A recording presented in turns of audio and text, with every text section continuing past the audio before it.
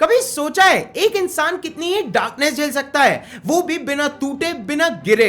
तो Daredevil born again का season finale यही चीज दिखाता है, मैट मर्डॉक का फाइनल टेस्ट। खैर तो भाई लोग अपने डेयरडेविल बोर्न अगेन के 9th एपिसोड को यानी सीजन फिनाले को ऑफिशियली अपने जियो हॉटस्टार पे स्ट्रीम कर दिया गया है, जहां अपने डेयरडेविल, पनिशर और अपने फिस्ट की स्टोरी इस बार टकराने वाली है, क्योंकि इस बार स्टोरी सिंपल नहीं है बल्कि एक बड़ा वॉर है। खैर तो चलो अब ज्यादा बकचोदी ना करते हुए करते अपने डेयरडेविल बोर्न अगेन के 9th एपिसोड को पूरी तरीके से ब्रेक। फिर एपिसोड की शुरुआत ही होती है एक साल पहले के एक सीन से, जहां वेनेसा अपने डेक्स को यहां पर अपने जेल से रिहा करवाने आई होती है, जहां हमें फाइनली पता चल चुका होता है कि भाई आखिर अपने किंगपिन को उसकी रिहाई कैसे मिलती है। मतलब जो भाई उसने इतने लंबे चौड़े कांड कर रखे होते हैं ना, उसके बाद भी भाई उसे जेल से कैसे रिहाई मिलती है।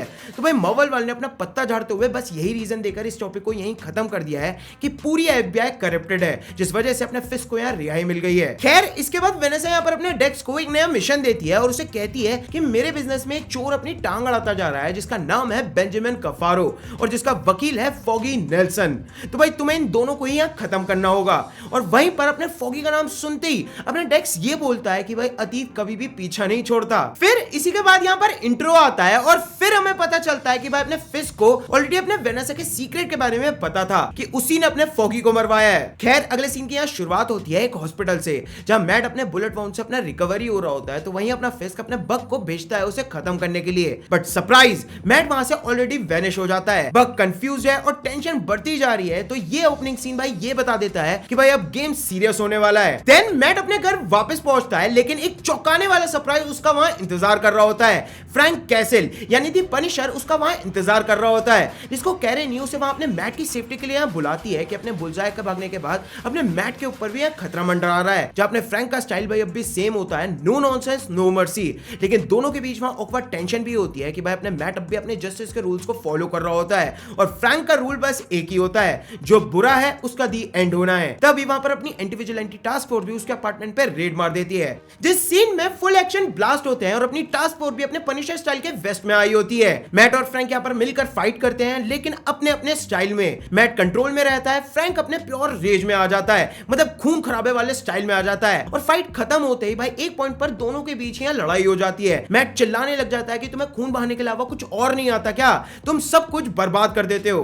खैर फिर यहीं पर एक ग्रेनेड ब्लास्ट होता है और दोनों ही वहां पर अपनी विंडो से जंप मार देते हैं। खैर इसी के बाद वहां अपनी कैरन पहुंचती है और उन्हें ले आती है अपने फ्रैंक के सेव हाउस में, जहां जाकर अपने मैट के कुछ स्टिचेस वगैरह लगते हैं और कुछ स्ट्रेटेजी वगैरह बनती है। और जैसे ही वो लोग उस स्पोर्ट्स से रिलेटेड कुछ फाइल्स वगैरह ढूंढने निकलते हैं, तो वहां कुछ इमोशनल मोमेंट्स भी क्रिएट होना चालू हो जाते हैं, मतलब वही अपने फॉगी की पुरानी बातों को लेकर कुछ इमोशनल मोमेंट्स। खैर इसी के बाद उन्हें वो फाइल मिलती है, जिससे पता चलता है कि अपना रेड ओक भाई एक फ्री पोर्ट है, मतलब भाई उस पोर्ट पे कोई सा भी कानून लागू हो ही नहीं सकता। जब मैट बोलता है कि जो अब तक अपनी वेनेसा उस पोर्ट पे अपनी आर्ट एग्जीबिशन लगा रही होती है, उस पे उसे ना तो कोई उसे टैक्स देना पड़ता है, ना कोई कस्टम ड्यूटी और ना ही कोई अपने रेट का डर, मतलब भाई इसी तरह से वो अंदर ही अंदर अपने इलीगल काम कर ही रही होगी। और अब अपना मेयर भी वहां पर एक कॉम्प्लेक्स बना रहा है, जहां उसका खुद का कानून चलेगा, जहां गैम्बलिंग, स्मगलिंग सब कुछ अनलिमिटेड चलेगी। तो भाई दूसरी तरफ अपना फिस्ट भी अपने पूरे किंगपिन मोड में आ चुका होता है। वो कमिश्नर गैलो को खुद अपने हाथों से मार देता है, क्योंकि उसे शीला के थ्रू ये पता चल चुका होता है कि भाई वो उसे धोखा दे रहा है। और भाई साहब मार्वल के अब तक की हिस्ट्री में ऐसा ब्रूटल सीन भाई कभी भी नहीं देखने को मिला,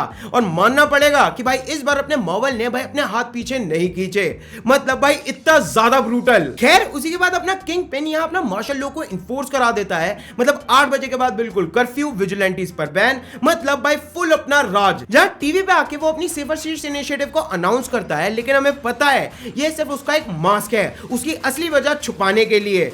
तो भाई उसके अपोजिट में अपना फ्रैंक को भाई पता चल चुका होता है कि भाई असली खेल का मैदान अपना रेड हुक होने वाला है। भाई बड़े गुस्से में आकर वो वहां पहुंच जाता है और पहुंचते ही भाई लोगों को यहां मारना चालू कर देता है। और सच में भाई इतना खून खराबा ना भाई आज तक मार्वल की हिस्ट्री में हुआ ही नहीं।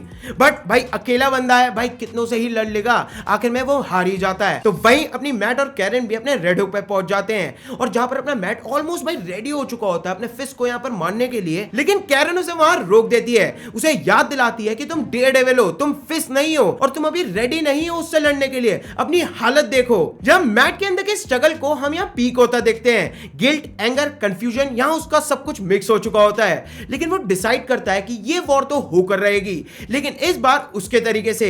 उसे एक टीम चाहिए होगी जो कि भाई उसकी यहाँ मदद कर सके। और बहन चोद, हम इस टीम के बारे में क्या क्या सोच रहे थे यार कि इस टीम में कौन कौन हो सकता है। मतलब अपना पनिशर होगा, अपना स्पाइडरमैन हो सकता है। नहीं भाई, स्पाइडरमैन तो कभी हो ही नहीं सकता यार, ये बात तो कंफर्म्ड है भाई। जब पूरे न्यूयॉर्क में दंगे वगैरह हो रहे थे भाई, तब तो वो झूलता हुआ आया नहीं। तो भाई टीम में घंटा शामिल होने आएगा भाई, सब कुछ अपने सोनी का कराया धरा है। बट हाँ भाई, अपने डेयरडेविल की टीम में अपने डिफेंडर्स तो हमें देखने को मिलेंगे ही मिलेंगे, जो कि पहले यहां पर ये कंफर्म्ड हो चुका है इसके अगले सीजन के भाई सेट लीक्स फोटोज को देखकर। बट अभी के वक्त पे भाई उसकी टीम होती है अपनी जोसेफ फैमिली। खैर, तो भाई ये एपिसोड अपना एक सीजन फिनाले है और इसमें अगर एक पोस्ट क्रेडिट सीन ना हो तो भाई ऐसा तो हो ही नहीं सकता। एक अंडरग्राउंड प्रिजन का शॉट आता है और अपना कैमरा स्लो जूम करता है कई सारे डार्क सेल्स पे, जहां उन सेल्स में बंद होते हैं अपने टोनी डेल्टन एके स्वॉर्ड्समैन, जिसको हम लास्ट 3 एपिसोड से देखते आ रहे हैं। देन अपना फ्रैंक कैसल दी पनिशर, जो कि भाई हाथ फैलाए यहां पर अपने बड़े गुस्से में बैठा होता है। जिसके बाद एक ही बारी में हमें यहाँ काफी लोगों के शॉट्स देखने को मिलते हैं, जैसे अपने बुलजाई का, क्रिस्टीन का, जिसके बाद वो फोगी वाली फाइल ऑलरेडी पहुंच चुकी है।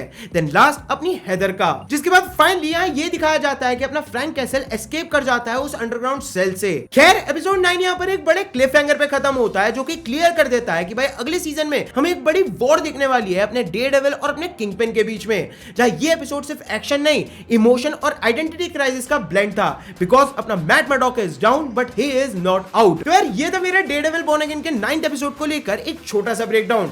तो चलो गाइस, आज की वीडियो में बस इतना ही। मगर यार वीडियो में मुझसे कोई भी डिटेल मिस हो गई हो ना, या कोई मिस्टेक हो गई हो, तो यार कमेंट में जरूर से शेयर कर देना। और उसी के साथ भाई अगर वीडियो कहीं से भी पसंद आई हो तो भाई प्लीज यार वीडियो को एक लाइक जरूर से दे देना। और उसी के साथ भाई अगर चैनल पे नए आए हो तो यार क्या वेट कर रहे हो, ऐसी और मार्वल कंटेंट पाने के लिए भाई चैनल को तुरंत से सब्सक्राइब कर लेना और उसके साइड में जो बेल आइकन का बटन आ रहा होगा ना, उसे जरूर ऑन कर लेना, ताकि मेरा हर एक अपडेट सबसे पहले आपको अपडेट रखता रहे। तो चलो गाइस, मिलता हूं अपनी अगली वीडियो में ऐसे अमेजिंग टॉपिक के साथ। तब तक के लिए आप मेरी कोई और वीडियो को एंजॉय कीजिए, बट तब तक के लिए गुड बाय।